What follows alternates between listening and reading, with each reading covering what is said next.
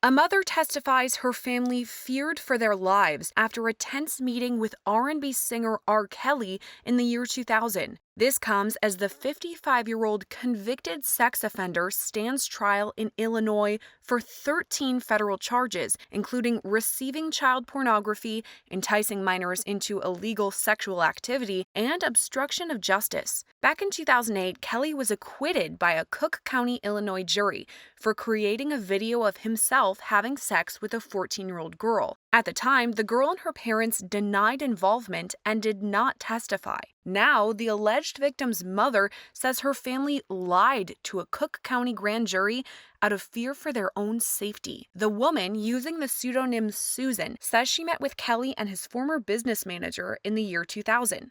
While cameras are not allowed inside federal court, reporters in the room say Susan testified, quote, "We feared for our lives and we were intimidated, and we just wanted to make sure my daughter was safe." After Kelly told her family, quote, "You are either with us or against us," Susan testified, quote, "They were going to harm us if we didn't do what they wanted us to do." Susan said this meeting came after the Illinois Department of Children and Family Services reached out to her based on allegations that her daughter had engaged in sexual activity with Kelly. After that, Susan says Kelly paid for her family to leave the country in an effort to avoid law enforcement and media. Susan told jurors she agreed to testify in this case after prosecutors offered her immunity. Last week, her daughter, going by the pseudonym Jane, took the stand.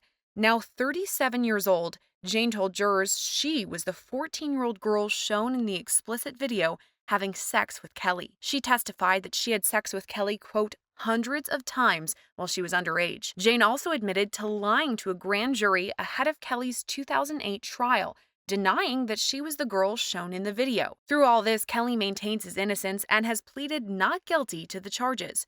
His former manager, Daryl McDavid, and former employee Milton Brown will also stand trial. This trial is expected to last for several weeks. Last year, Kelly was found guilty on 9 counts of sex trafficking and racketeering in a separate federal trial. Back in June, he was sentenced to 30 years in prison by a federal judge out of Brooklyn. For the latest developments in this story and all things true crime, stay with Law&Crime Network. I'm Sierra Gillespie.